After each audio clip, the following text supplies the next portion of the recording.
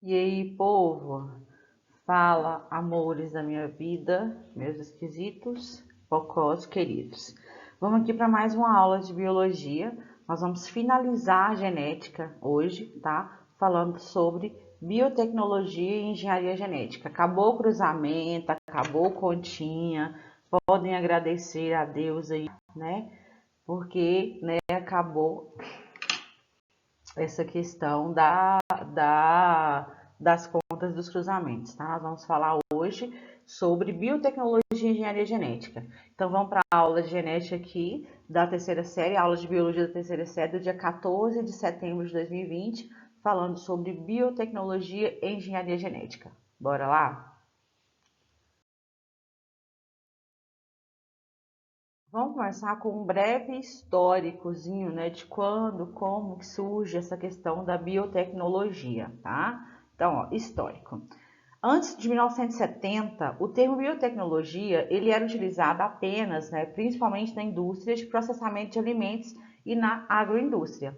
A partir daquela época, a partir da década de 70, começou a ser usado por instituições científicas do Ocidente em referência a técnicas de laboratório desenvolvidas em pesquisas biológicas, tais como os processos de DNA recombinante ou cultura de tecidos. Então, realmente, o termo deveria ser empregado no sentido muito mais amplo para descrever uma completa gama de métodos, tanto antigos quanto modernos, usados para manipular organismos, visando atender às exigências humanas. Então, assim, o termo também pode ser definido como a aplicação de conhecimento nativo e ou científico para o gerenciamento de partes de micro-organismos ou de células ou de tecidos ou de organismos superiores, de forma que esses forneçam bens e serviços para o uso do ser humano. A gente já vai ver o conceito de biotecnologia. Mas a biotecnologia consiste na utilização barra manipulação de seres vivos para o bem da humanidade, vamos assim colocar, né? Para o uso da humanidade, tá? Então, esse termo ele surge mesmo, ele é concretizado a partir da década de 70. Então, bora lá. Então, ó, biotecnologia consiste no conjunto de conhecimentos, no conjunto de técnicas que permite a utilização de agentes biológicos, sejam organismos mais desenvolvidos, organismos complexos, sejam células, sejam organelas celulares ou moléculas, para obter bens ou assegurar serviços. Esse é o conceito de biotecnologia. Bora lá, computador. Aqui, ó, temos um esqueminha. Então, ó, você tem a junção de... Deixa eu pegar minha caneta aqui, só um minutinho. A junção aqui de conhecimento, ciência e tecnologia, agentes biológicos, sejam organismos, células, organelas ou moléculas. A junção desse conhecimento com esses agentes dão origem à biotecnologia. Ela tem como função produzir bens e assegurar serviços para a humanidade. Isso é biotecnologia. É um conjunto de conhecimentos e técnicas que permite a utilização e a manipulação de agentes biológicos para se obter bens e assegurar serviços.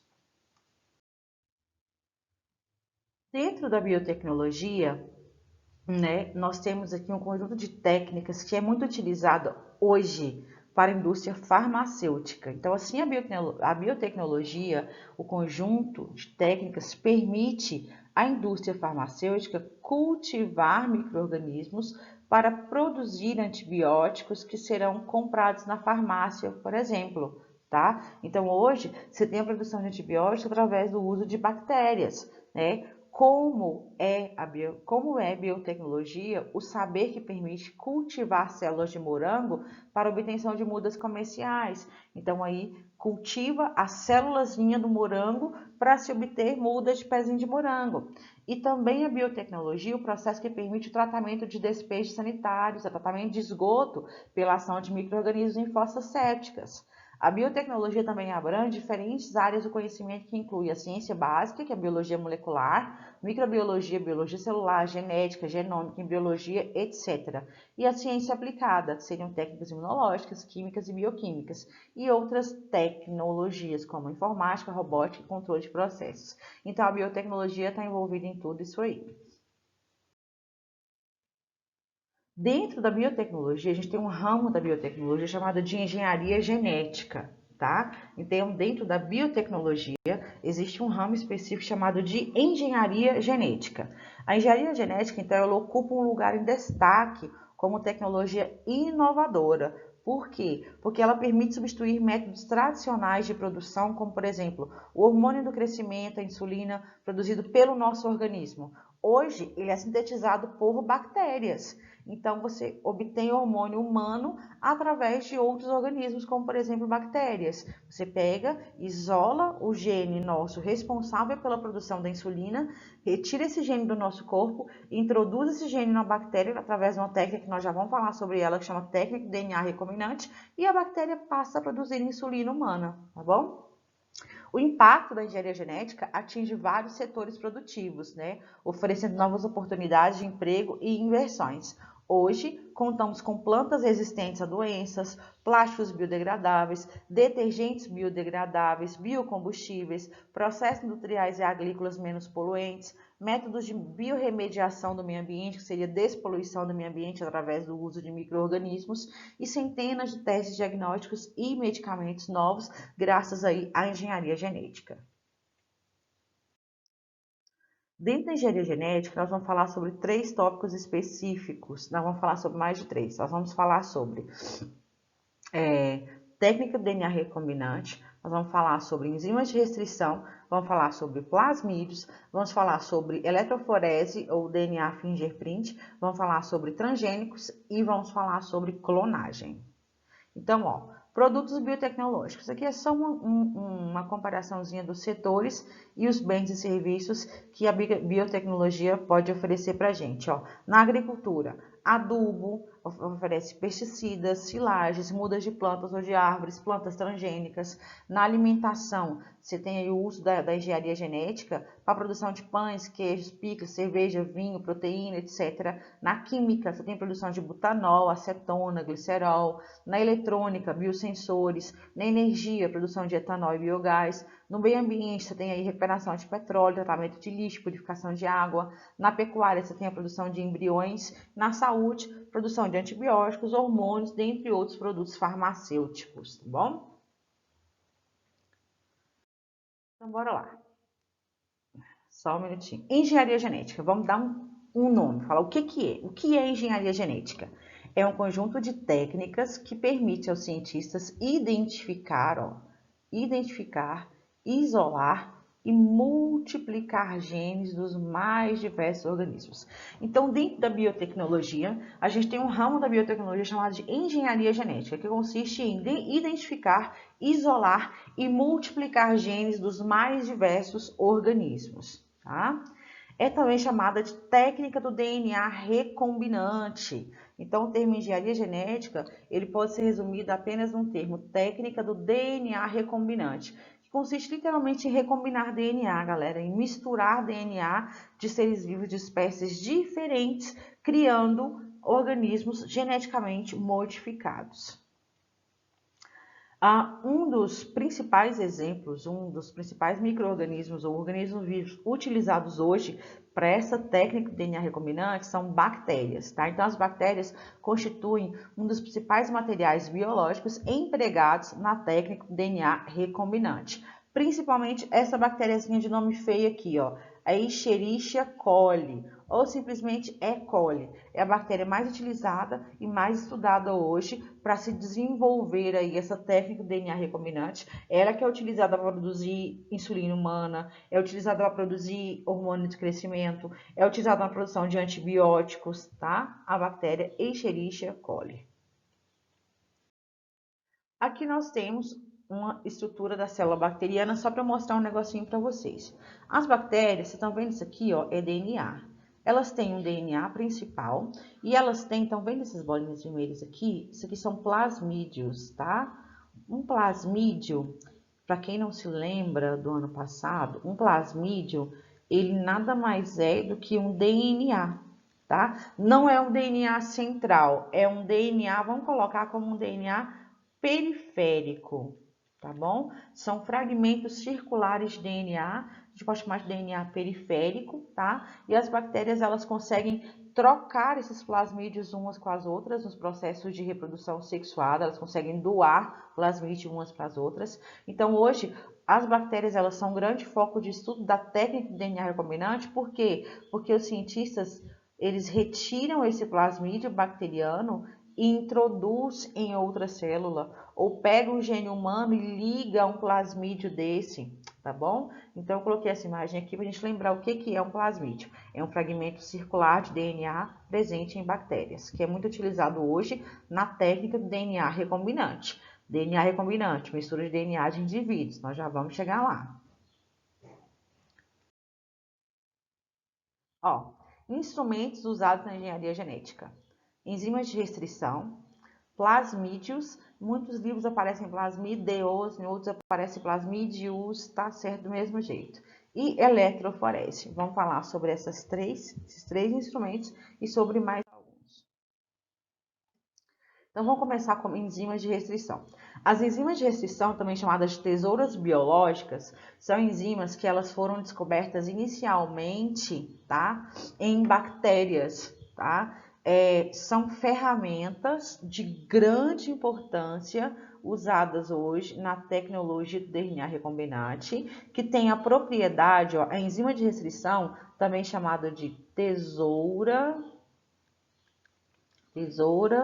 biológica. São enzimas presentes em algumas células, principalmente em bactérias, que elas conseguem cortar o DNA em pontos específicos, tá? Ela consegue abrir a molécula de DNA em pontos específicos, por isso é chamada de tesouras biológicas ou tesouras moleculares. A partir do momento que essa enzima corta o DNA num ponto específico, você pode vir e ligar outro fragmento de DNA àquela molécula. É assim que se consegue fazer aí a técnica do DNA recombinante. Os cientistas supõem que essas enzimas fazem parte do mecanismo que as bactérias desenvolveram ao longo da evolução para se protegerem dos vírus bacteriófagos. Lembra que o vírus bacteriófago é um vírus que parasita bactéria. Ele inocula o DNA dele na bactéria, aí o DNA viral se une ao DNA bacteriano e passa a comandar a atividade da célula bacteriana, obriga a bactéria a produzir novos vírus, certo? Como essas bactérias têm essas tesouras biológicas, essas enzimas de restrição, elas podem ir lá e simplesmente picotar o DNA viral como forma de evitar que o vírus parasite a bactéria, tá? Então, primeira coisa, falou em técnica do DNA recombinante, falou em biotecnologia, falou em engenharia genética, primeira coisa que você tem que lembrar, enzimas de restrição, também chamadas de tesouras biológicas ou tesouras moleculares. São enzimas presentes em algumas células, principalmente em algumas bactérias, que têm a capacidade de cortar o DNA em pontos específicos. Continuando aqui. Técnica do DNA recombinante. Olha como é que funciona, tá? Você tem aqui, ó, uma célula bacteriana, aí aqui você tem o DNA bacteriano, aqui você tem o plasmídio, certo? Isolou esse plasmídio. Pegou aqui, ó, um gene, ó, o DNA contendo um gene de interesse, beleza? Esse DNA, ele é clivado pelas enzimas de restrição, ou seja, ele é fragmentado. Tá vendo que estava um filamento inteiro de DNA, ó? Tá um filamento inteiro. Tá vendo agora que tem só uns pedacinhos, ó? Com a enzima de restrição, você consegue cortar esse DNA em pontos específicos. Aí pegou esse plasmídio bacteriano, pegou um fragmento de DNA aqui desse outro indivíduo e juntou aqui, ó, juntou o DNA de um ser vivo com outro ser vivo, formando agora uma bactéria com o fragmento de DNA de outro indivíduo. É assim, por exemplo, que se faz a insulina humana hoje. Vai lá, isola o gene específico da nossa célula responsável pela produção da insulina, com a enzima de restrição, corta esse gene, corta esse fragmento de DNA específico, vem aqui, pega um plasmídio de uma bactéria, une esse gene responsável pela produção da insulina nesse plasmídio e introduz agora esse plasmídio modificado na bactéria. Aí você tem aqui uma bactéria recombinante, por isso que chama técnica do DNA recombinante. Essa bactéria agora vai passar a produzir insulina humana, tá? A técnica do DNA recombinante é feita utilizando plasmídios bacterianos, lembrando que o plasmídio é um fragmento circular de DNA bacteriano, e utiliza também enzimas de restrição, que são enzimas que cortam a molécula de DNA em pontos bem específicos. Continuando aqui. Só um minutinho, bora lá. Ó, como eu falei, enzima de restrição ou tesouras biológicas são enzimas que cortam o DNA em pontos específicos. Bora lá. OGMs e transgênicos. OGM é a sigla para organismos geneticamente modificados. O que é um organismo geneticamente modificado? É um organismo manipulado geneticamente, tá? É um organismo que tem o seu DNA alterado. É um organismo que recebeu fragmentos de DNA, que recebeu genes de um indivíduo de outra espécie, tá? Então, o organismo geneticamente modificado são organismos manipulados geneticamente de modo a favorecer características desejadas. Os OGMs possuem alterações em trechos do genoma, em trechos do DNA. Essas alterações são realizadas através da tecnologia do DNA recombinante ou engenharia genética. Na maior parte das vezes que se fala em organismos geneticamente modificados, esses são chamados de transgênicos, tá? Mas organismo geneticamente modificado e transgênico não são sinônimos. Todo transgênico é um organismo geneticamente modificado, mas nem todo organismo geneticamente modificado é um transgênico. Não quer dizer que um indivíduo teve o organismo dele geneticamente modificado, que ele recebeu o gene de outro ser vivo, tá bom? Transgênico, trans quer dizer mistura de gene. Um transgênico é aquele que recebe gene de outro indivíduo. Mas qualquer organismo que tem o seu DNA alterado de alguma forma é um organismo geneticamente modificado. Um transgênico, então, é um organismo que possui a sequência de DNA ou parte de DNA de outro organismo. Pode até ser de uma espécie diferente. Enquanto um organismo geneticamente modificado, um OGM, é um organismo que foi modificado geneticamente, mas que não recebeu nenhuma região de DNA de outro organismo. Por exemplo, uma bactéria ela pode ser modificada para expressar um gene bem mais vezes.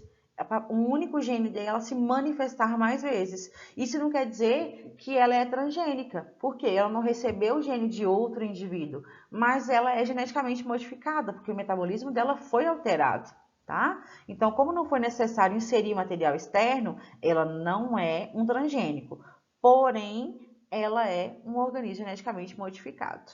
Sempre que você insere um DNA exógeno, um DNA externo em um organismo, ele passa a ser transgênico. Continuando aqui, olha só alguns exemplos de transgênico. Gente, me fala qual a finalidade, gente, eu não entendo, gente. Minha filha que ia amar um troço desse. É um coelho fluorescente, gente.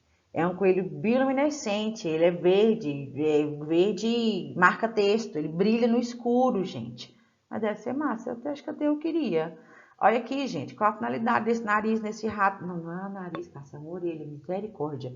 É um rato com um orelhão nas costas. Olha aqui, uma planta de tabaco bioluminescente. Essa é massa. Eu tenho uma imagem aqui agora mostrando como é que foi feita essa planta. É uma planta que brilha no escuro, ela é bioluminescente. Muito legal. São organismos que são transgênicos. São organismos que receberam gene de outros seres vivos. No caso da planta, recebeu um gene de vagalume, que é responsável por produzir a substância chamada luciferina. Esqueci, peraí que agora tem o nome aí, perdão. Mas é uma planta que brilha no escuro. Um coelho que brilha no escuro e um rato orelhudo.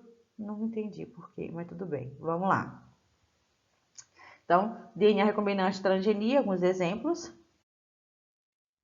Outros exemplos aqui de transgênicos, tá? Olha só, essa primeira figura aqui em cima, ó, é uma figura de planta de algodão resistente à lagarta. Essa aqui, ó, é geneticamente modificada, tá vendo? Ela tá intacta, tá linda. Essa aqui é natural, ó, toda comida de lagarta, ó. Então, a planta, ela recebe um gene que paralisa a lagarta come a planta e morre. Então, reduz a necessidade, no caso de pesticida, né, diminui a poluição ambiental, auxilia bastante. Então, a planta geneticamente modificada é um transgênico, porque ela recebe o gene, especificamente nesse caso, essas plantinhas recebem um gene de uma bactéria chamada Bacillus thuringiensis, que é uma bactéria que, quando ingerida por lagartas, a bactéria ela paralisa o sistema digestório da lagarta e a lagarta morre.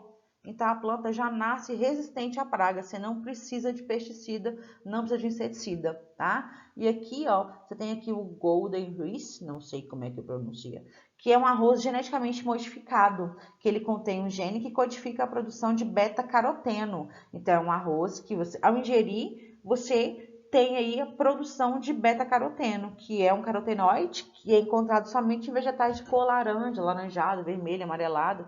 É um lipídio que auxilia aí na produção de vitamina A no nosso organismo. Então, você tem o arroz geneticamente modificado, que é esse em tom de amarelinho, e tem o arroz normal, que é o branco. Tá? Então, ele foi produzido para evitar que as populações pobres da Ásia adoecessem por avitaminose, no caso, falta de vitamina A, tá bom? Bora lá. Novamente, só falar o que é plasmídio. Plasmídios são pequenas moléculas circulares de DNA encontradas em bactérias, tá? Muitos plasmídios, eles contêm genes que conferem resistência a antibióticos e permite que as bactérias que os tiverem sobrevivem em ambientes onde a droga esteja presente. Por isso que as bactérias hoje também são utilizadas para a produção de antibióticos. Produção de insulina humana em bactérias. Olha como é que acontece. Você tem aqui, ó, a célula humana, tá aqui. Célula humana. Aí você tem aqui a bactéria. Aí tá aqui, ó, o DNA humano, onde se tem o gene responsável pela produção da insulina. Você tem o plasmídio. Vem aqui a enzima de restrição, corta o DNA humano com o gene da insulina, abre o plasmídio, aí vem uma enzima chamada DNA ligase, que promove a ligação do gene humano da insulina ao plasmídio bacteriano.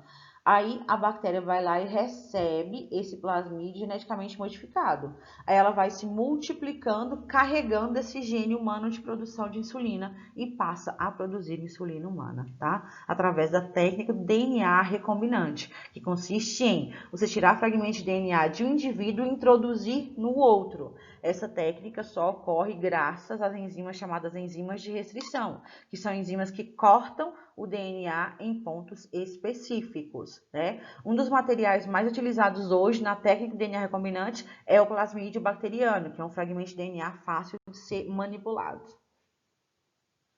Aqui está explicando o que eu já falei. Continuando aqui, eu tirei a figura da planta com gene de OH, tirei não, tá aqui, ó. Olha só, outro exemplo. Ó, bactérias com moléculas circulares de DNA, plasmídios. Esse aqui é um vagalume. Parece uma barata, mas dizendo a figura que é um vagalume. Aí, extrai o DNA do vagalume, extração do DNA do vagalume. Pega o plasmídio, isso aqui é o plasmídio, ó. Pega o plasmídio bacteriano, extrai o plasmídio, corta o plasmídio com a enzima de restrição, corta o DNA do vagalume com a enzima de restrição, junta o DNA bacteriano com o DNA do vagalume, introduz esse DNA modificado na célula vegetal, na planta do tabaco. Aí ocorre a multiplicação da célula do tabaco com o gene do vagalume. Aí ocorre o desenvolvimento de uma planta de tabaco com o gene de vagalume. Que gene? É o gene aqui, ó, luciferase, é enzima, tá? Então, aqui nós temos o esquema de produção de uma planta transgênica de fumo, portadora da enzima, do gene para a luciferase. A luciferase catalisa a oxidação da luciferina, que é uma substância produzida pelo vagalume, que, quando oxidada, produz luz. Aí você tem uma planta fluorescente, uma planta que produz luz, gente. Dá para usar de abajur no quarto. Olha que massa. Continuando aqui, galera, eletroforese. É uma técnica laboratorial que permite separar moléculas de DNA, moléculas de RNA ou proteínas com base em sua velocidade de migração através de um suporte gelatinoso, submetido a um campo elétrico. Essa técnica de eletroforese, ela é utilizada, a técnica de eletroforese é utilizada hoje na medicina forense, é utilizada para desvendar crimes e é utilizada em teste de paternidade. Aplicações. Essa técnica de eletroforese recebe o nome de DNA fingerprint, impressão digital do DNA. Consiste na determinação da identidade genética do indivíduo, tá? É utilizado em teste de paternidade, é utilizado em biologia forense, resolução de crimes, tá bom? Como que funciona? Como que se faz o DNA fingerprint? Primeira coisa, tem que pegar, recortar os pedaços de DNA com enzima de restrição. Então, tá aqui o DNA. Onde tá vendo as setas vermelhas? Onde tem as setas vermelhas é onde se cortou os fragmentos de DNA. Esse DNA é cortado em fragmentos chamados de introns e fragmentos chamados de exons. Os introns são pedaços de DNA sem função, eles são descartados. Os exons são pedaços de DNA funcionais. Então, o primeiro passo para se fazer essa técnica de DNA fingerprint, vamos colocar bem popular, ler o DNA do indivíduo, fazer comparação em teste de paternidade, o primeiro passo é recortar os pedaços de DNA com enzimas de restrição. Segundo passo, mistura esses pedaços de DNA com primers radioativos, tá? São espécies de proteínas radioativas. Terceiro passo, ocorre a separação dos pedaços com eletroforese em gel de agarose. Como assim? Vou mostrar para vocês. Cortou o DNA, pega esse DNA cortado, misturado com primers radioativo e coloca numa placa. Isso aqui é uma placa, galera. Aqui em azul é um gel chamado gel de agarose. Nessa placa você tem eletrodo. Você tem um eletrodo positivo e um eletrodo negativo, certo? Quando liga isso aqui na tomada, isso gera uma corrente elétrica. O gel vai fazer com que os fragmentos de DNA corram por ele, deslizem por ele. Como o DNA foi cortado em vários fragmentos, os fragmentos menores, eles vão correr mais rapidamente pela placa e vão em relação ao polo positivo. Por quê? Lembra que a molécula de DNA é uma molécula negativa? Lembra que a molécula de DNA tem o íon fosfato, que é o PO4-3? Então, ela é uma molécula negativa e os opostos se atraem, certo?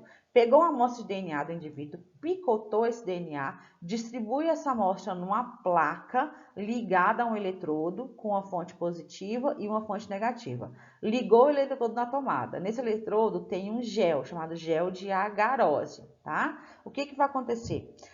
Os pedaços menores, os fragmentos menores e mais leves da molécula de DNA, eles vão subir em direção ao polo positivo, porque a molécula é negativa. Então, os fragmentos menores vão subindo, e os fragmentos maiores vão ficando embaixo. Aí você consegue separar o DNA em fragmentos. Esses fragmentos nada mais são do que os próprios genes, tá? O seu DNA, você não tem genes do seu pai e genes da sua mãe?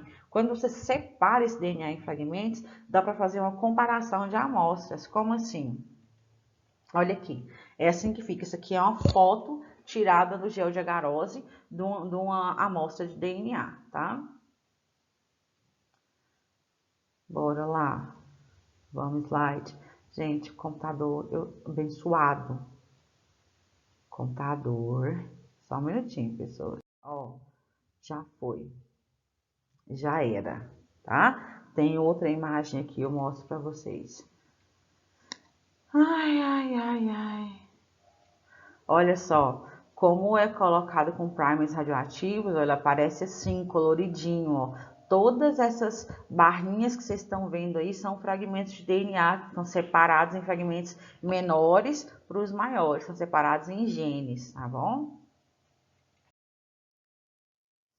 Olha como é que fica aí, ó. Agora dá para ver direitinho. Deixa eu só voltar isso aqui. Peraí, olha só. Olha isso aqui.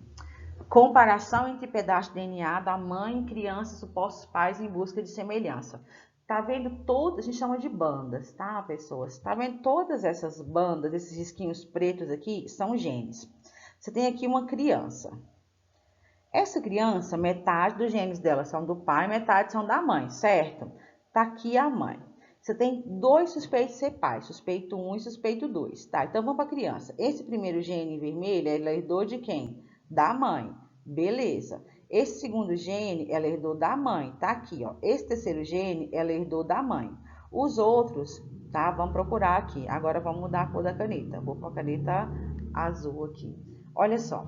Suspeito 1, a criança tem esse gene azul aqui. O suspeito 1 tem ele? Não. O suspeito 2 tem. Olha esse outro gene aqui, ó. A criança tem ele. O suspeito 1 tem ele? Não tem. O suspeito 2 tem. Olha esse outro gene que a criança tem aqui. O suspeito 1 tem ele no mesmo local? Não. O suspeito 2 tem. Então, essa comparação de pedaços, esses pedaços correspondem aos genes, tá? E a localização, vamos colocar a localização específica deles. Metade dos seus genes vem do seu pai, metade dos genes vem da mãe. Então, essa criança, ela tem o comparativo aqui, ó, esse gene desse homem, esse gene desse homem, esse gene desse homem. Se você continuar aqui, ó, esse gene dele, se você continuar aqui, ó, 3 genes desse homem aqui, essa criança tem, ó, todos desse homem. E aqui mais da mãe, ó, esse aqui também ela herdou da mãe. Aí aqui alguns da mãe, tá? Então, se for olhar bem, quem que é o pai dessa criança? O suspeito 1 ou o suspeito 2? Suspeito 2. Como que eu descobri isso? Fazendo a comparação entre esses fragmentos de DNA. Que metade dos fragmentos de DNA você recebe do pai, outra metade você recebe da mãe. Olha aqui esse outro, tá? Você tem aqui, ó, uma amostra de um material. O V quer dizer vítima. Peraí. Você tem aqui... Nossa, minha mão tá escorregando. Você tem aqui uma vítima. Isso é uma vítima. Aqui você tem uma prova. Isso aqui é um crime. Suspeito 1, suspeito 2, suspeito 3. Então, se for que a pessoa for assassinada, tá? Tá aqui o DNA da vítima. E no local do assassinato, a polícia encontrou, por exemplo, a amostra de saliva, que é a prova. Aí você tem suspeito 1, suspeito 2, suspeito 3. Como é que eu sei de quem que é essa amostra de saliva? É do 1, do 2 ou do 3? Eu vou procurar. Quem tem esse gene? O 1 não tem, o 2 não tem, o 3 tem. Tá aqui.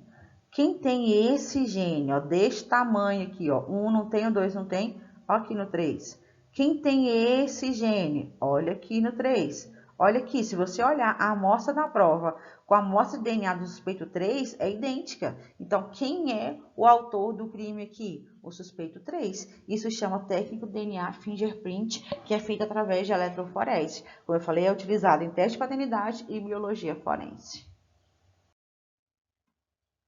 Clonagem, para finalizar aqui, tá? Então, clonagem em biologia é o processo de produção das populações de indivíduos geneticamente idênticos. Quando se fala em clone, clone é a produção de indivíduos geneticamente idênticos. Na natureza, a clonagem ocorre literalmente naturalmente, em reprodução assexuada. Então, como quando as bactérias se reproduzem assexuadamente, elas estão fazendo uma clonagem. Quando alguns insetos se reproduzem assexuadamente, estão fazendo uma clonagem. Quando plantas se reproduzem assexuadamente através do plantio de muda, vocês estão fazendo uma clonagem. Então, clonagem na biologia nada mais é do que a produção de indivíduos geneticamente idênticos. Clonagem na biotecnologia refere-se aos processos usados para criar cópias de fragmentos de DNA, clonagem molecular, criar células, clonagem celular, ou criar organismos. Na biotecnologia, galera, você clona moléculas, clonagem molecular, porque você copia fragmentos de DNA de um indivíduo. Você clona só células, clonagem celular, ou você pode clonar um organismo todo. Então, a clonagem consiste aí, né, na produção, em processos utilizados aí para se criar cópias idênticas de algo, seja cópias de moléculas de DNA, cópias de células, cópias de órgãos, ou cópias de organismos. Não tem como falar em clonagem sem citar o maior exemplo de clonagem que teve, que revolucionou a biotecnologia, que foi a clonagem da ovelha Dolly. Então, olha só, clonagem da ovelha Dolly. Os clones não chamaram muita atenção durante anos, pois a clonagem ela se restringia principalmente a plantas e a protozoários. Porém, em 1966, um anúncio marcou a história da genética. O escocês Ian Wilmut, do Instituto Roslin, de Edimburgo, com a colaboração da empresa de biotecnologia PPL Therapeutics, conseguiram a proeza de mostrar que era possível, a partir de uma célula somática diferenciada, clonar um mamífero. Trata-se de uma ovelha da raça Findorset, não sei como é que pronuncia, chamada de Dolly. Como é que foi feita a clonagem da Dolly, povo? Vamos ver aqui. Entendam esse esquema que eu vou mostrar aqui para vocês. Ó, você tem aqui, tá? Uma ovelhinha. A ovelhinha número 1 aqui. Ovelha Findorset. Dessa ovelha pegou células mamárias. Uma célula mamária não é um gameta, é uma célula somática, beleza? Se ela é uma célula somática, ela é uma célula 2N, ok? Aqui pegou uma ovelha, Scott, sei lá como é que fala, blackface aqui. Dessa ovelha pegou-se um óvulo, tá aqui o óvulo. Só que removeu o núcleo do óvulo. O que que tem no núcleo? DNA, não é? Então, pegou o óvulo e arrancou, jogou o DNA fora. Pegou a célula somática, pegou o núcleo da célula somática. Olha só um minutinho, bora lá. Coisinha. Pegou-se o núcleo da célula somática e introduziu dentro desse óvulo. Tá aqui, ó, tá? Você teve aqui, ó, pegou o núcleo da célula somática, pegou o óvulo vazio, anucleado, pegou esse núcleo dessa célula somática e passou para esse óvulo. Por quê? Porque um óvulo, ela é uma célula que ele tem um maquinário pronto para a reprodução. Aí pegou-se essa célula, esse óvulo, com o núcleo de uma célula somática e submeteu a uma corrente elétrica. Deu choque, tá? Aí essa célula, após 6 dias, a célula começou a se multiplicar. Após submetida a uma corrente elétrica, ela começou -se a multiplicar. Aí o embrião, após 6 dias de desenvolvimento, esse embrião foi implantado no útero de uma outra ovelha, barriga de aluguel aqui da raça Scottish Backflace, aqui, sei lá como é que pronuncia. Dessa ovelha nasceu a Dolly. Mas a Dolly é filha de quem? É filha da ovelha 1, a Dolly é filha da ovelha 2, a Dolly é filha da ovelha 3. Como assim, filha? De quem é o DNA da Dolly? O DNA da Dolly é da ovelha 1. Por quê? Quando pegou o núcleo dessa célula somática, 2N aqui, ó, DNA, pegou o núcleo dela, tá? Uma célula somática com 46 cromossomos, pegou esse núcleo, pegou um óvulo, jogou o núcleo do óvulo fora, introduziu o núcleo da célula somática do óvulo, submeteu a uma corrente elétrica, esse óvulo entendeu que ele foi fecundado, ele começou a se multiplicar, dando origem ao embrião. Esse embrião foi introduzido numa terceira ovelha que gerou a Dolly. Isso é a clonagem, tá? Galera, espero que vocês tenham entendido. É só teórico, é só teoria, agora é só ler, assistir a videoaula, ler o texto, buscar mais conteúdo na internet, baixem a lista no Google Classroom, façam os exercícios, anotem as dúvidas e me chamem no grupo do WhatsApp, tá? Por favor. Eu encerro a nossa aula de hoje com essa mensagenzinha aqui feita pelo Japa, né, pelos Jovens em Ação pelo Patrimônio. Lembrando que no mês de setembro existe a campanha aí Setembro Amarelo, que é uma campanha aí que tem como intuito aí prevenir, né, evitar e tentar ajudar as pessoas em depressão para tentar prevenir e diminuir o índice de suicídio por depressão, tá? Então, olha que legal essa mensagem que eles fizeram. Não é drama, não é para chamar a atenção, não é falta de amor, nem a falta de Deus, não é preguiça, muito menos frescura. Depressão é coisa séria e tratá-la com seriedade pode salvar vidas. Então, vamos parar de menosprezar a dor do outro, tá? E vamos parar de menosprezar até mesmo a nossa própria dor. Vamos nos amar mais, vamos olhar mais para o lado, vamos olhar uns para os outros e vamos nos ajudar aí. E qualquer coisa, procure ajuda, procure seus amigos, procure sua família, procure algum especialista. Só não sofram sozinhos, tá, galera? Eu sei que não tá fácil para ninguém, principalmente agora com essa pandemia, nós nunca estivemos tão sós, né? Nunca estivemos tão isolados e tão tristes. Então, vamos dar valor à nossa vida e vamos valorizar a vida do outro. Vamos saber ouvir mais, tá? Beijo, povo. Se não entenderam, assistam a aula novamente. Faça exercício que a coisa me chama. Amo vocês, estou morrendo de saudade, tá? Tchau, tchau.